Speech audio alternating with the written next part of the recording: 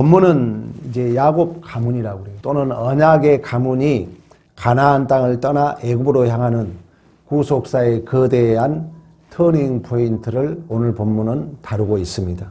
야곱에게 애굽으로 향한다는 것은 단순한 이민이 아니라는 거예요. 왜 가죠? 누굴 만나려고? 아들 요셉을 만나려고.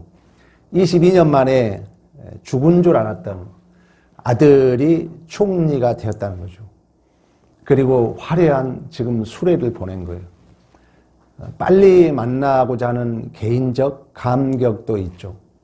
그러나 또한 하나님께서 아브라함에게 약속하신, 창세기 15장에 가면은 아브라함이 자식이 없다고 한탄합니다. 그때 하나님이 데리고 와서 별을 보여줘요.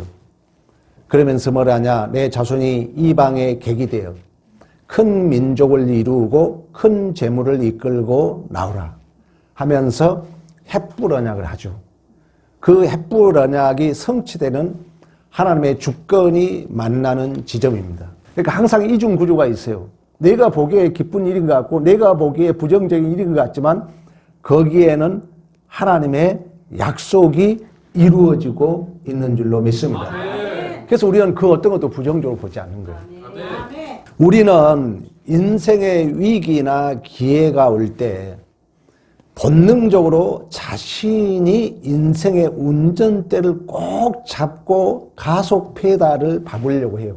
어떤 문제가 오면은 내가 운전대 붙들고 내가 어떻게 빨리 가서, 지금 야곱 같으면 빨리 가서 누굴 만나고 싶겠어요?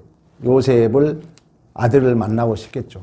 그리고 어떤 위기가 닥치면은 빨리 내가 운전대를 붙들고 내가 과속 페달을 밟아서 그 문제를 빨리 해결하고 싶어요. 그렇게 조급하면 조급할수록 우리는 뭐가 내 안에 찾아올까? 두려움과 불안이 엄습이 옵니다. 하지만 신앙은 내 차를 내가 운전한 것이 아니라 하나님이 약속하시는 약속의 비행기에 탑승한 것인 줄로 믿습니다. 약속의 비행기에 우리 타 있다는 거예요. 그러니까 비행기에 탄 승객은 자신이 뛰지 않습니다. 이제 조종사를 믿고, 왜? 그 조종사가 누구죠? 하나님이니까. 비행기에 내 몸을 맡길 뿐입니다. 그래서 하나님은 우리가 조급할 때 우리의 속도를 멈추게 하여서 예배의 자리를 회복시킨다는 거예요. 신앙생활에 있어서 내 속도보다도 중요한 것은 하나님의 결제가 더 중요한 줄로 믿습니다. 야곱은 정말 조급했을 거예요. 22년 만에 죽은 줄 알았던, 20년 전에 죽은 줄 알았던 아들이 살아있다는 거예요. 그리고 총리가 되었다는 거예요. 그리고 수레를 보냈어요. 지금 선물도 보냈어요. 아마 엄청나게 마음속으로는 빨리 달려가고 싶었을 것입니다.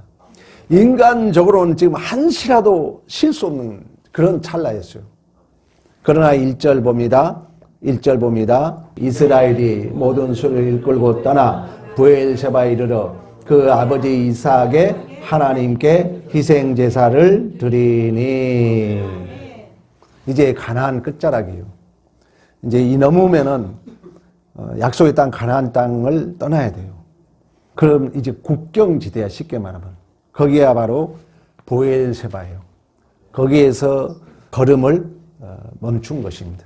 그러니까 브엘세바는 최남단 경계선이고, 이제 이곳을 넘으면 하나님께서 약속하셨던 그 약속의 땅을 벗어난다는 위기감과 두려움이 있었을 거예요. 우리의 신앙생활도 이런 임계점이 있잖아요. 여기 순종하면 내가 손해볼 것 같고, 이거 순종하면 뭐가 안 될 것 같고, 이제 이런 임계점을 넘어야 된다는 거예요. 근데 그 임계점을 못 넘으면 평생 갑니다. 그 신앙 변화가 없어요. 하나님 복도 못 누려요. 교회만 왔다 갔다 해요. 반드시 임계점을 넘어야, 백도라는 임계점이 넘어야 물은 끓을 줄로 믿습니다. 그러나 이제 이 브엘세바는 이미 할아버지 아브라함, 그리고 아버지 이삭이 제단을 쌓고 여호와의 이름을 불렀던 예배와 기도의 처소였습니다. 그러니까 야곱은 이러한 임계점에서 멈춰서 자신의 감정의 속도를 조절하는 거예요.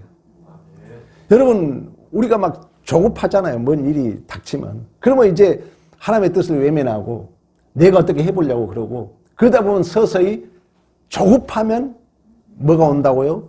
두려움이 와요. 염려가 와요. 그럼 이제 염려하고 두려우면 조급하면 인간적 방법을 동원해요. 일은 이제 더 풀릴까 더 꼬일까? 더 꼬입니다. 그러나 야곱은 이러한 임계점에서 멈춰요. 아버지, 할아버지가 기도했던, 예배했던 그 자리에 멈춰서 자신의 감정을 조절하고 하나님의 뜻을 묻는 줄로 믿습니다. 이처럼 신앙생활의 멈춤은 후퇴가 아니라는 거예요. 가장 빠른 전진을 위한 가장 강력한 속도인 줄로 믿습니다. 개구리가 뭐라고 그래요? 멀리 뛰기 위하여 움츠린다 그러잖아요. 움츠림은 가장 멀리 뛰기 위한 하나의 방법이죠. 미국에 존경받는 대통령 중에 한 분이 근래 요즘 의외로 또 아브라함 얘기를 많이 하게 돼요. 아브라함 링컨이에요. 일찍이 어머니를 잃었고 어머니가 돌아가실 때 유산으로 성경을 줬다 그러잖아요. 어느 날 시장에 갔는데 그 노예들이 그렇게 무시당한 걸 보고 아브라함 링컨이 한탄했다고 그러잖아. 왜 저렇게 똑같은 인간인데 노예들을 저렇게 취급합니까? 그때 어머니가 우리 미국은 대통령 중심제니까 너가 저런 노예들을 해방하고 싶으면 대통령이 되라. 그래서 그런 수없는 실패 속에서도 대통령이 되죠. 그리고 남북전쟁 당시에 아브라함 링컨이 대통령이었습니다. 이제 그 전쟁이 막 이제 뭐 전쟁 나면 여러분 알잖아요. 막 폭탄이 떨어지고 정체절명의 위기 속에서 내가 하나님 편에 서 있는가를 묻기 위해 직무실에 들어가서 문을 잠가버려요. 그리고 오늘 야곱처럼 브엘세바의 기도 시간을 갖습니다. 그러니까 참모들이 난리가 난 거예요. 지금 전쟁 중에 대통령이 문 잠고 나오질 않아 버려요. 막 참모들이 난리를 쳐요. 지금 어디에 지금 포탄이 떨어졌고 지금 우리가 전세가 밀리고 있고 땡기고 있고 난리입니다. 그랬더니 그때 아브라함 링컨이 이런 얘기를 합니다. 내가 멈춰서 하나님께 묻지 않으면 내가 달리는 모든 속도는 파멸로 행할 뿐이다. 아멘. 이런 얘기를 하면서 그런 전쟁 중에도 하나님의 뜻을 묻고 그 기도의 시간을 가졌던 것처럼 하나님이 이스라엘 백성들을 출애굽하기 위하여 모세를 바로 왕궁에서 40년 동안 훈련을 받잖아요. 그러면 이제 다시 모세를 보내가지고 출애굽을 시킬만 해요. 그러나 하나님은 다시금 모세를 어디로 보내요? 광야로 보내서 40년이라는 그 멈춤의 시간을 허락했던 것처럼 우리의 인생도 마찬가지입니다. 하나님 여러분 조급할 때마다 하나님은 우리를 속도를 조절하기 위하여 생각지도 않는 사건을 경험하게 하고 그때 우리가 회복할 것은 예배와 기도가 회복되어야 될 줄로 믿습니다. 이러한 멈춤은 후퇴가 아니라 하나님의 주권적 통치에 대한 영적 항복입니다. 내가 앞서면요 하나님이 일을 하지 않습니다.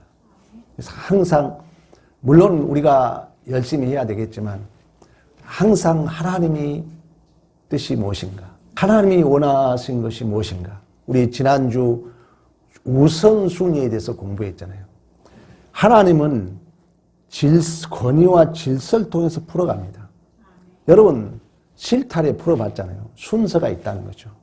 그래서 이 순서를 우리는 잘 모르기 때문에 여러분 순간순간 하나님이 나에게 멈춤의 어떤 사건을 줄 때마다 더 하나님 앞에 기도하고 엎드려서 하나님의 뜻을 먼저 찾는 복된 삶이 되시기를 간절히 축복합니다. 그러면 이처럼 이제 우리가 낯선 길을 가야 돼요. 순종이라는 것은 기적을 만들어냅니다. 하나님 앞에 순종한다는 것은 지금 이 경계선을 넘어선 그곳은 내가 가봤어, 못 가봤어? 못 가본 거예요. 그러니까 순종은 뭘로 할 수 있는 거예요? 믿음으로 하는 거예요. 믿음으로 하는 거예요. 그러니까 믿음이 이것은 어쩔 수 없어요. 믿음이 있는 자는 바라는 것 때문에 실상에 보지 못하게 증거라고 말씀했던 것처럼 내가 가지 못했지만 내가 보지 못했지만 믿음으로 가는 거예요. 순종해서. 그래서 남들이 보지 못한 걸 경험하고 남들이 보지 못한 것을 보게 하며 남들이 듣지 못한 것을 듣게 하신 줄로 믿습니다. 그러나 가보지 않았기 때문에 그러나 내가 경험하지 않았기 때문에 이 믿음 생활을 한다는 것은 항상 염려와 두려움이 있는 거예요. 그러면 노년에 야곱은 평생 약속의 땅에서 살았거든요. 근데 이방 땅 애굽으로 가야 돼. 엄청난 두려움이 있었을 것입니다. 특히 야곱은 쉽게 하면 뭐예요? 이름이 뭐예요? 약탈자, 깨돌이야, 깨돌이. 야곱은 이 잔머리. 야곱은 이렇게 계산이 빨랐어요. 그래가지고 형 에서를 속여서 장자권을 약탈할 정도로. 우리도 그랬잖아요. 여러분 신앙생활에 제일 은혜를 방해한 게 뭔지 아세요? 계산. 내 안에 계산기를 떼보라. 내가 옛날에 그런 얘기 했어요. 인문학에서는 악을 뭐라냐? 이 계산한 머리라고 그래요. 하나님 앞에는 이유 불문이에요. 여러분 하나님 앞에는 절대 알겠습니다. 끝이에요. 변명하면 안 됩니다. 물론 이제 믿음의 차이가 있습니다. 근데 하나님 앞에 일할 때는 절대로 복받는 비결이에요. 이유 불문이에요. 우리 계속 반복했잖아요. 아브라함이 아들을 바치라 그래요. 여러분 아들 바칠 수 있겠어? 아브라함에 대한 감정 얘기를 안 했다 그랬잖아요. 요셉이 형제들에게 인신매매를 당했어요. 누명을 쓰고 감옥 생활을 했어요. 그러나 왜 이랬니 저랬니 말하지 않아요. 하나님이 했습니다로 모든 퍼즐 조각이 끝난 줄로 믿습니다. 마찬가지로 이제 이 야곱은 그런 계산한 이름 자체가 약탈자라는 별명을 가지고 있었다는 거예요. 그때 하나님이 밤에 나타나요. 그래가지고 야곱아 불러요. 성경을 해석함에 있어서 이름이라는 것은 언어라는 것은 뭘 담고 있다 그랬어요? 이미지를 담고 있는 거예요. 그러니까 여러분들이 설교 어려운 사람들은 설교를 안 들으니까 어려운 거예요. 자, 사칙, 연산, 덧셈, 뺄셈, 나눗셈, 곱셈을 못한 사람이 방정식 하면 어렵죠. 근데 어렵다고 그래요. 그 사람들이 윤리도덕 설교를 들어왔기 때문에 어렵다 그러는 거예요. 이 이미지를 담고 있어요. 언어 속에는. 그러면 야곱이라고 부르는 것은 이놈아 약탈자야. 너 계산만 한 놈아. 지금 부르는 거예요. 근데 일제로 뭐라고 불렀어요? 이스라엘이라 불렀어요. 그러면 지금 이스라엘인데 다시 야곱을 부르고 있다면은 어떤 사건을 상기시키고 있을까? 응? 그렇지. 그 약복 나루터 사건을 상기시키고 있는 거예요. 네 힘으로 네가 계산해서 복을 쟁취하려고 했던 너 홀로 남았을 때 하나님이 환도뼈를 쳐버립니다. 대퇴부를 쳐버려요. 성경에 뭐라 야곱이 절었다 그래요. 대퇴부를 쳐. 그러면서 뭐라면 너 이름이 뭐냐 물어요. 야곱이 뭐래요? 야곱입니다. 하나님이 이름을 다시 줘요. 너는 야곱이 아니다. 이스라엘이다. 그러면서 다시 그걸 해석해 줘요. 너는 나와 싸워서 이긴 자다 그래요. 그러면은 여러분이 싸워서 이길 자, 또 내가 싸워서 져줄 자는 누구밖에 없어요. 그렇죠. 자, 다시 얘기합니다. 여러분이 지금 싸워서 이제 크니까 말 안 됐지만 자녀 이길 부모 없는 거예요. 그 뉘앙스는 뭐냐면은 야, 너는 내 아들이야. 너는 내 자녀야. 지금 환도뼈 쳐놓고 그 얘기하는 거예요. 그 말은 뭐예요? 너는 내 은혜로 살 존재라는 거야. 너의 필요한 걸 내가 다 줄게. 너 걱정하지 말어. 이게 여러분의 믿음을 생활하고 두려움과 염려의 안전벨트라는 거예요. 안전벨트. 그러니까 말씀이 없는 자는 뭐가 없는 거예요? 믿음도 없고 안전벨트가 없으니까 항상 불안해. 말씀 들으라는 거예요. 그걸 야곱에게 다시 상기시켜. 야, 이 야곱아. 너 약복 나루터 사건 기억 아직도 못하고 있느냐? 그러면서 2절에, 3절에 뭐라 합니까? 나는 내 아버지의 하나님이다. 약복 나루터에서 항복시켰잖아. 너 환도 뱉어. 너는 나한테 이긴 자야. 그 말은 뭐예요? 너가 달라면 내가 다 줄게. 그게 부모 마음 아닙니까, 여러분? 그분이 우리의 하나님이신 줄로 믿습니다. 그렇다면은 네가 건너가야 할, 네가 하나님의 명령을 듣고 지금 가야 할 그곳, 하나님의 약속을 이미 한 거기 때문에 내가 가지 못해서 염려스럽고 내가 경험하지 못했으니까 두려움이 있다 할지라도 두려워하지 말라. 안전벨트야, 여러분. 계속해서 뭐라고 합니까? 3절에 거기서 너를 큰 민족을 이루게 하리라. 4절에 내가 너와 함께 가리라. 너를 인도하여 다시 올라오게 할 것이다.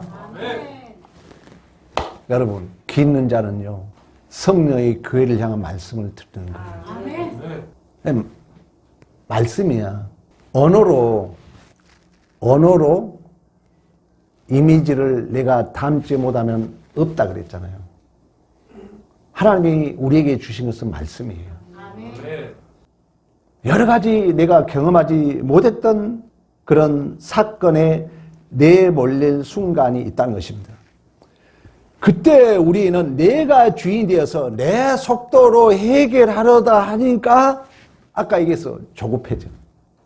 조급해지면 뭐가 나를 엄습해 온다고요? 그렇죠. 염려와 두려움이 엄습해요. 그때 안전벨트가 뭐라고요? 하나님 말씀이야. 두려워하지 마라. 내가 너 하나님이야. 내가 너 아버지야. 내가 너 함께 할게. 너 민족을 이루리라. 너 반드시 돌아오리라. 여러분, 이러한 믿음이 안전벨트가 없으면 우리가 불안하지만, 그러나 성도의 존재라는 것은 내가 운전하는 자동차가 아니라는 거예요.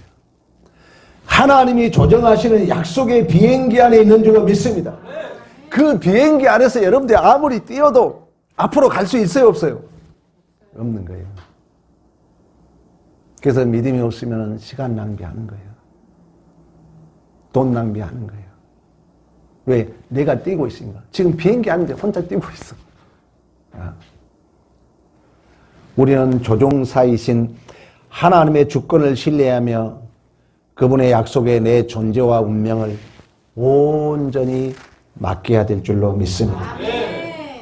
그러면 이처럼 우리 하나님이 우리를 안전벨트로 이제 낯선 곳으로 인도해요.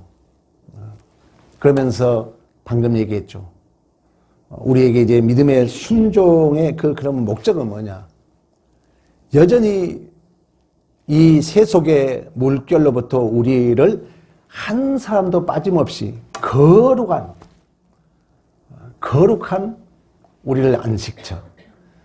이걸 우리가 좀 단어를 빌려보면 예수 안으로, 또는 방주 안으로, 또는 하나님의 예비한 거룩한 인큐베이터로 우리를 보호하기 위함인 줄로 믿습니다. 결국 야곱 가문은, 언약의 가문은 5절부터 우리 봅니다. 야곱이 이제 떠납니다. 수레에 이제 자를 타고 애굽을 떠나요. 그러면서 이제 8절부터 그 가족 이름을 일일이 나열합니다. 자, 이 사람 저 사람 이름을 나열하면서 27절로 갑니다. 애굽에서 요셉이 낳은 아들은 2명이나 야곱의 집사람으로 애굽에 이른 자가 모두 70명이었더라. 6은 모자람의 수입니다. 사단의 수라고 그래요. 666. 7은 그 뭐겠어요? 완전수예요. 게라트라 계산법이라 해가지고 게마트라 계산법. 이 숫자에도 영적 의미가 있는 거예요. 7은 완전수예요. 3은 성삼위 하나님의 수라고 그래요. 4는 세상수라고 그래요. 하늘과 땅의 하나 완전수라고 그래요. 열은 인간의 세수인 최대수라고 그래요. 70은 그런 영적 의미를 가지고 있다는 거예요. 그러면 이게 70명이 갔다는 것은 물론 그때 분명히 70명이 간 게 확실해요. 그러나 이 해석이 또 영적 해석이 있다는 거예요. 이건 완전수로서 하나님은 한 사람도 빠뜨리지 않고 옮기겠다는 뜻이 거기에 포함된 줄로 믿습니다. 하나님의 예정된 자들은, 그래서 예수님이 뭐라고 합니까? 나의 양식은 아버지의 뜻을 이루는 것이라 그래요. 그 아버지 뜻을 이루는 것은 나에게 맡긴 영혼을 한 명도 빠짐없이 다 구원하는 것인 줄로 믿습니다. 그리고 이제 이 백성들을, 이 야곱의 가문들, 언약의 가문들을 어디로 인도하냐면은 곧센 땅으로 인도를 합니다. 곧센 땅. 이 곧센 땅은 목자들이 사는 곳이에요. 요셉이 형제들에게 그러잖아요. 이제 내가 아버지와 형님들을 소개할진데 바로 왕에게 목자들이라고 소개할 것입니다. 왜 그러냐면 당시에 애굽은 당시에 최고의 중심, 가장 큰 강대국이었잖아요. 그러니까 애굽 사람들은, 여러분이 이제 그 당시의 그 문화적 배경을 알아야 되는데, 목자들을 귀한 직업으로 알았을까, 천한 직업으로 알았을까? 그렇지, 천한 직업을 한 거예요. 그래서 그 예수의 복음 소식이 가장 천한 누구들을 먼저 목자들에게 알려지잖아요. 그러니까 지금 하나님은 이들을 영적으로 거룩한 인큐베이터로 인도하고자 하는 계획이 있었다는 거예요. 그래서 그들을 한 명도 빠짐없이 인도하되 곧센이라는 그 애굽의 낯선 땅으로 인도를 합니다. 네, 세상적 관점으로 보면 소외된 곳이고 낮은 자리이고 아직 경험하지 못한 자리예요. 그러나 성경은 성경에서 풀어야 된다고 출애굽기 8장으로 한번 가봅니다. 우리 8장 22절. 그날에 나는 내 백성이 거주하는 곧센 땅을 구별하여 그곳에는 파리가 없게 하리니 이로 말미암아 이 땅에서 내가 여호와인 줄을 내가 알게 될 것이다. 아멘. 그러니까 지금 출애굽기 8장 얘기는 뭐냐면은 바로 왕이 이스라엘 백성을 출애굽시켜줘야 되잖아요. 모세가 가서 출애굽시켜달라 하잖아요. 그랬더니 바로 왕의 말을 듣지 않아요. 그래서 하나님이 몇 가지 재앙을 내려요? 그렇지, 10가지 재앙을 내리는 과정에 준 얘기예요. 그러면서 하나님이 내가 곧센 땅은 구별하리라. 그 땅에서 여호와를 알게 되리라. 그러니까 이 곧센은 영적으로 애굽의 우상 숭배와 세속 문화로부터 이스라엘의 순결을 지키기 위한 하나님께서 예비하신 하나의 차단막이었어요. 울타리였어요.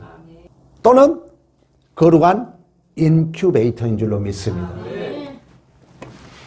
로마 시대에 기독교인들이 어디서 생명을 유지하죠? 가르쳤잖아요. 카타콤. 지하 동굴에서. 소외되고 어둡고 외롭고 고독하고. 근데 그것이 기독교인들의 영성을 보호한 거룩한 인큐베이터가 된 줄로 믿습니다. 우리도 마찬가지예요. 우리 기독교인들이 세상으로부터 여러분이 좀 외로울 수 있어요. 소외당할 수 있어요. 세상이 인문학에서는 거울이라 그래요. 돈과 명예와 쾌락이 우리를 자꾸 비춰요. 응시자라고 그래요. 세상의 돈과 명예와 권세가 자주 우리를 응시해요. 우리도 방어적 응시자로 서면은요, 더 내 정체성을 잃어먹은 거예요. 그럼 우리는 외롭게 지금도 주일날 다들 놀러 간데 여러분 여기 있잖아요. 근데 그 낯선 자리가, 그 외로운 자리가 하나님을 알게 하고 하나님이 나를 영적으로 보호하는 인큐베이터와 같은 줄로 믿습니다. 이걸 여러분들이 아시라는 거예요. 그리고 염려하고 들어올 때마다 그 아까 안전벨트가 뭐라 했어요? 하나님의 약속. 우리 하나님의 말씀을 붙들고 넉넉히 우리에게 주어진 그 낯선 환경을 감당해 가야 될 줄로 믿습니다. 하나님이 우리를 버리신 것이 아니라 여러분 또 오늘 이스라엘 백성들처럼 야곱의 가문처럼 이 변방에 곧센 땅에 머문 것 같은 여러분의 삶이 주어질 수 있다는 것입니다. 그러나 하나님은 우리를 버리신 것이 아니라는 거예요. 우리를 세속 물결로부터 우리를 보호하기 위하여 거룩하신 한마디로 울타리를 친 거예요. 오늘 곧센이 그런 곳인 것처럼. 또한 여러분들이 세상과 다름은 고립이 아니라 하나님이 우리를 주권적으로 보호하고 있는 줄로 믿습니다. 너무 그러니까 세상적인 것에 여러분들이 그 가짜 거울 앞에, 가짜 응시자 앞에 나도 방어적 응시, 나도 자꾸 이렇게 더 비추려다 보면 내 정체성을 잃어먹는다. 우리는 예수 안에서 묵묵하게 여러분들이 좀 소외당하고 외로움을 당한 그 자체가 하나님께서 나를 거룩한 인큐베이터로 나를 보호하고 있는 줄로 믿습니다. 사랑하는 성도 여러분, 야곱은 이름이 그랬던 것처럼 평생 자신의 꾀로 또 자신의 과속 폐살로 속도로 복을 쟁취하려던 사람이었습니다. 그러나 그는 인생 노년에 비로소 내 힘이 아니라 내 발이 아니라 하나님의 주권이라는 비행기에 날개에 업혀가는 법을 배웠습니다. 우리의 인생의 항로는 우리가 결정한 것 같지만 사실 하나님께서 우리를 업고 우주 만물을 창조할 때 뭐라고 합니까? 여호와의 신이 운행하였더라. 여호와의 신이 운행했다는 것은 라프. 여호와의 신이 우리를 암탉이 새끼를 품은 것처럼 우리를 품고 있는 줄로 믿습니다. 이스라엘 백성들을 출애굽하면서 하나님이 반복되게 얘기합니다.